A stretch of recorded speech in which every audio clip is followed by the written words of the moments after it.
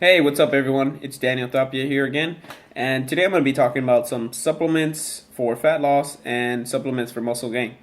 It might be a little long, but I thought I might have to cover all the stuff that I need to cover. So, fat loss supplements, I'm just going to tell you real quick which ones I think that could potentially be good for you and which ones I don't think that you should get. Things that you should probably get: fish oils, omega 3s are good for you in overall health, not only in fat loss. It's actually been proposed that it can potentially reduce the risk for certain cancers, such as breast cancer. And also, it's been shown to lower LDLs, which are your low density lipoproteins or bad cholesterol. Um, and then also it's been helped out. It's shown to help out with some memory. I wouldn't go exactly into how it relates back to memory, but if you want to know, then I can basically try to talk you through it. If not, I could probably try to send you the link of some of the research that shows it. So, fish oils are pretty good for fat loss. Um, the next one is caffeine. Caffeine has been bashed quite a bit, but of course, with anything, the more you take, it's not always the more the better. So, caffeine taken in normal doses could potentially be good for fat loss. Why? Because fat is stored in the fat cell, right? So when you get caffeine going, basically what it does is the caffeine will stimulate this fat cell to start moving or whatever it does to it. And basically what happens is free fatty acids come out of the fat cell via the carnitine palmitase transferase or whatever it is. There's a little shuttle that takes it into the mitochondria, the powerhouse of the cell, to get used for energy, right? And so that's why you always heard, oh, mitochondria is the powerhouse of the cell. Now you know why. So it uses most of the energy there. So, anyways,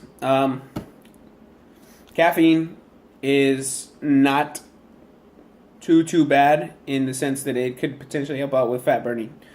Um, Yohimbri bark extract or wherever you see it. Seen some good stuff on it. Although it is, it's a stimulant, so you have to take it with you know with caution. You have to be cautious of how you take it. So the way I've seen it is, man, I'm not even gonna tell you the exact dose because I don't want to mislead you. If I have a chance, I'll probably put the doses down on the bottom that I recommend at a safety level. Of course, everything I say has to be taken up with a grain of salt. You have to consult with a physician before you do any of these things. Yohimbri bark, Yohimbri, ephedra. You probably heard of that. Why it's banned is because people could potentially die from it. It's a very high stimulant. So, of course, with any type of stimulant, it's going to make that epinephrine and norepinephrine, and those things create some type of fat burning effect. And so ephedra is good. They've I don't recommend ephedra, but I think it's banned. They made two other ones that I can think of right now, and it's called ephedrine and cifedrine. Ephedrine is a low dose ephedra. It's a lower dose, so still you have to consult with a physician before you take any of these. And then cifedrine is just a smaller dose of ephedrine. So both of them have been shown for fat burning effects.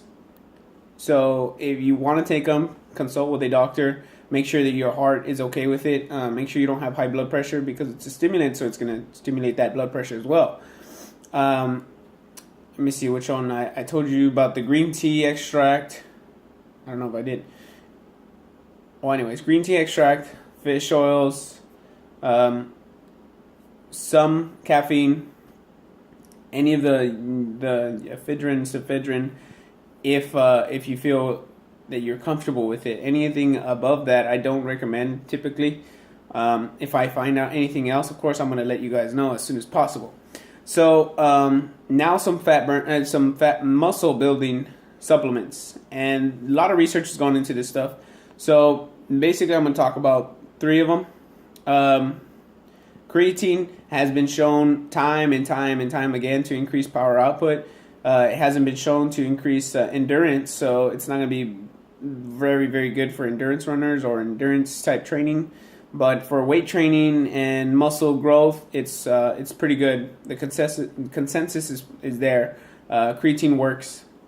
Whey protein is it works. It works, of course, whenever you have protein in your body. When you break down the muscles, they're built back up by protein, so you have to have protein in your diet.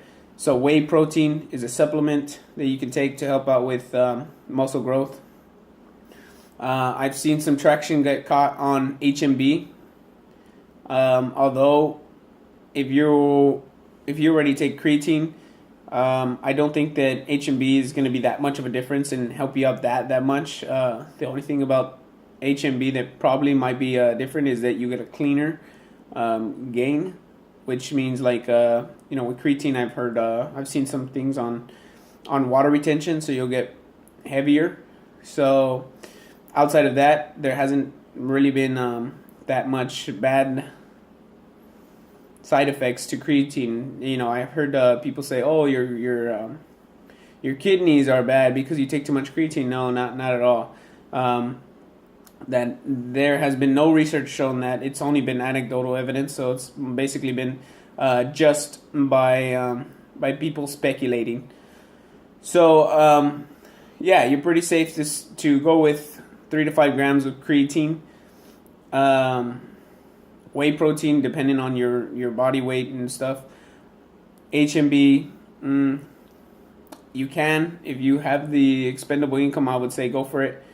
BCAAs are good when you're in a deficit. If you're already eating a lot of protein, you don't need BCAAs.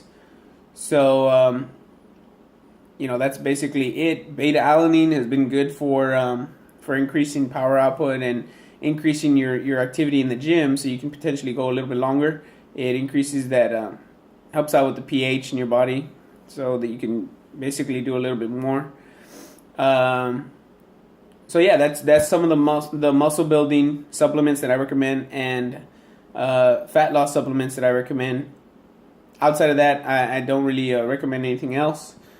Sorry, I won't be able to talk about a lot more stuff that I really want to talk about. I'll try to talk about it in the next video. This video went pretty long. So once again, thank you guys for listening. And your action steps are to figure out if you can take supplements and if you should take supplements.